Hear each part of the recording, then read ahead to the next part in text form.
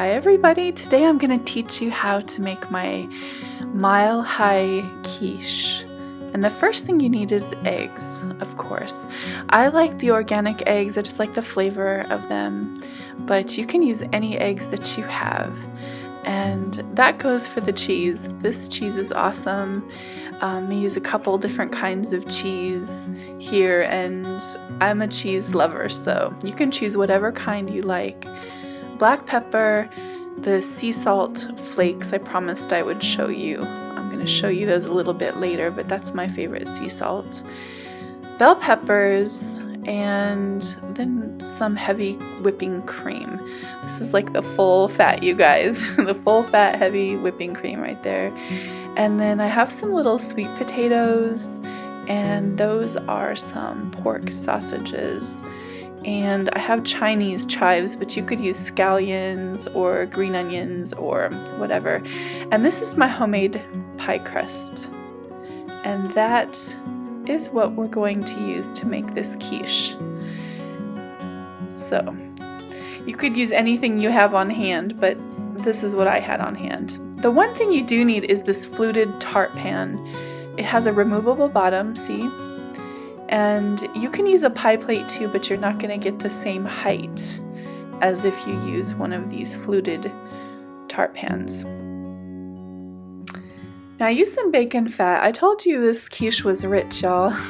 Now, bacon fat and potatoes is like a natural, beautiful, long-lasting marriage. But if you are making a vegetarian quiche, you can always use butter or oil. I also tell you, you don't have to use sweet potatoes. A lot of people don't like them, but they do have a really delicious, complex flavor, and I had a few to use. You could use regular potatoes or leave out the potatoes altogether. This is, again, one of those meals you can pull together whatever you have. Bacon, if you had artichokes or spinach, but you do need to cook your vegetables to make sure the water is cooked out of them before you put them in your quiche. That's definitely something that's really important. Okay, I'm going to stir in the chives, and then I'm going to get on to this pie crust, y'all. Okay, this is the thing about the pie crust. I made the pie crust 5 days before, and you can totally make it before, especially if it's a wheat crust. Now, I am gluten-free, so I use Bob's 1-to-1. What happens is I roll mine out between parchment paper, whether it's fussy or not. But if it's a fussy crust, you definitely want to use the parchment paper. It is your friend. And then use flour sparingly. Don't use a ton of it because you're going to make the problem worse. But the thing is, I made my pie crust 5 days ago, and then I just got lazy and didn't make the actual quiche. So you can see, as I'm using gluten-free flours, rice flour, tapioca flours, they continue to just absorb moisture. So my crust is extremely crumbly. So this can happen whether you use, regular flour or not, but especially if you're using gluten-free flours. So tip number 3, you want to use, form it into a round, because that's the shape you're going for anyway, right?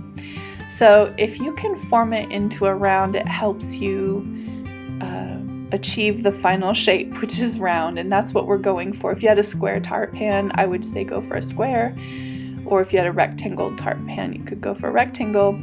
And again, don't use too much flour. Really, the 2 times you see me sprinkle flour is the only time I'm going to do it, because I just don't want to dry out that crust any more than it needs to be.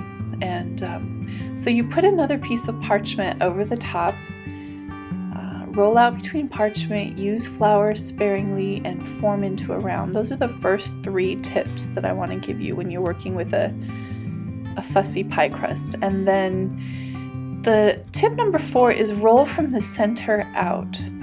So start in the center and roll to the edges. Now you see it's still crumbly, but trust me when I tell you, I am a chef. I have done this 1,000 times. Do not give up, because it literally will come together, and it will be beautiful, and it will be delicious. It will take some patience though. but roll from the center out, because otherwise you kind of get thin edges with a thick center, and we don't want that.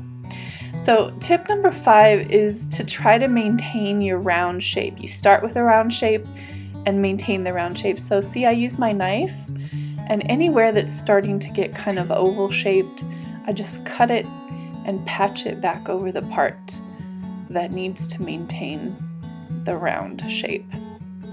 And I'm just kind of patting and pressing and sealing some of the dough together. I know it still looks like a crazy mess here, but I promise you it will turn out. For my first video, I thought, oh, I should just do it over, but it gives you an opportunity to see how amazing something can still come out, even if it's not perfect in the beginning. And so now what I'm doing is pressing and sealing the cracks through the parchment paper. Just peeking under there and seeing what is kind of not holding together, and then I just press it down and kind of just rub over the cracks. Again, if you see any big cracks that seem like they're not going to hold together, you can always steal a little piece from the edge and patch it over. So you're basically just patching that crust and making sure that any of the big, any fissures that you see, you're trying to get those to hold together.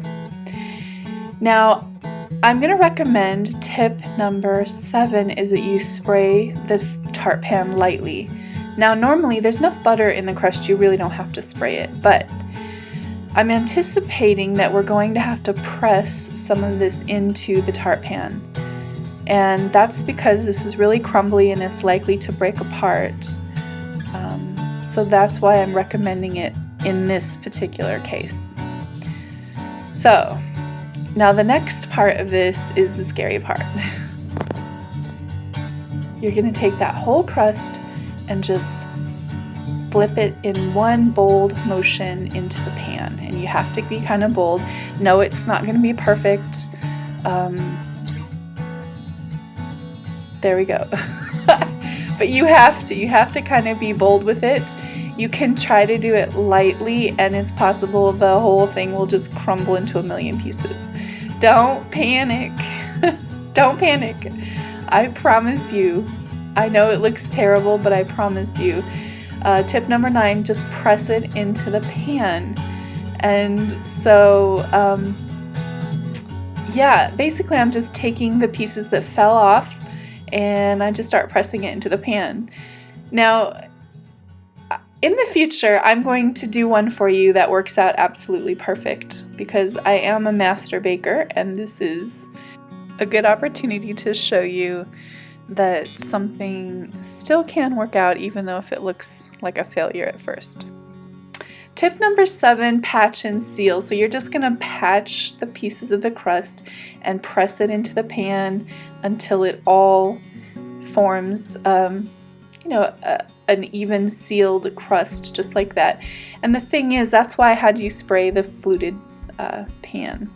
So one thing I was taught a long time ago is to put like half of your cheese at the bottom of the crust.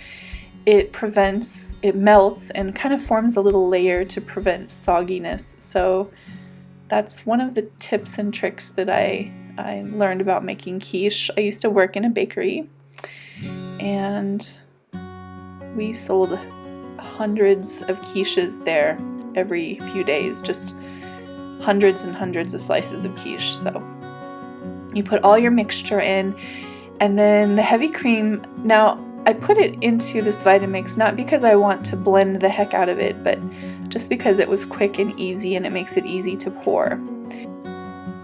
Now, start adding your eggs, and I used 8 eggs. This is my one-handed egg crack. I had another art friend teasing me that I didn't do it in my last video, so there you go. Now, I want to talk about this salt, Maldon sea salt. I feel like it's the secret weapon for chefs, and I absolutely adore this salt. I cannot tell you how special the flavor is and how much it makes my food taste amazing. It is more expensive, but you don't have to use as much of it either. It has this special little crystal it forms. It forms a little pyramid, look. And it's super crunchy and just incredibly delicious. So I do like using that flake salt. Now, when I run out, you can use any salt, you know, but there is something special about that salt. I do love it. Now, after you blend lightly, we don't want to whip a lot of air into the egg mixture, okay? This is just to blend lightly. You pour it over the top. You add your cheese and just maybe a little bit more of your egg mixture over the top of that. So you're forming layers in there. So you're going to get layers of cheese and filling and more custard. And that's it. Now, you want to bake this for 45 minutes on 350, 375, and then you switch to the bottom rack and then you bake 15 minutes more. And this is what it looks like when it comes out of the oven.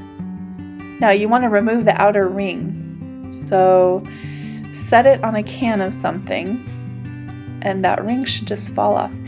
And look at the crust, you guys. No one will ever know that you struggled. No one will ever know. Look how beautiful it is.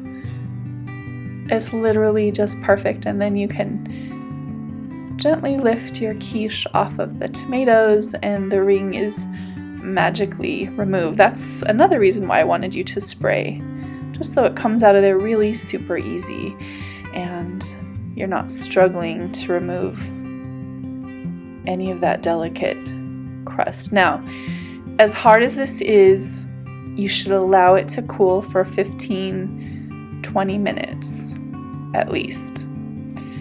And you will thank me because it will be much more easy to cut.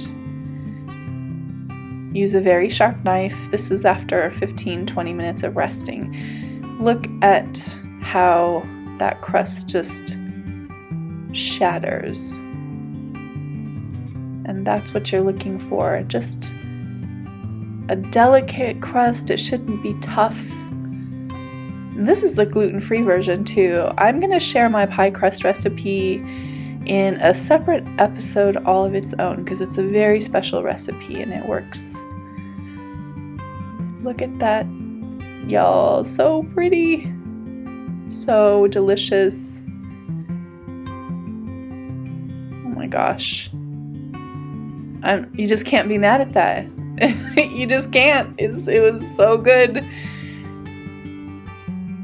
And I want to show you that crust. Look at when you cut into it. Ah, delicate, buttery, flaky. Yes, so delicious. So thanks, you guys. Please subscribe, please share, please help me grow my channel. And I can not wait to make more of these cooking videos just for you. Thanks, guys. Have a beautiful day. Don't forget to hit subscribe and all notifications so I can keep making more cooking videos just for you.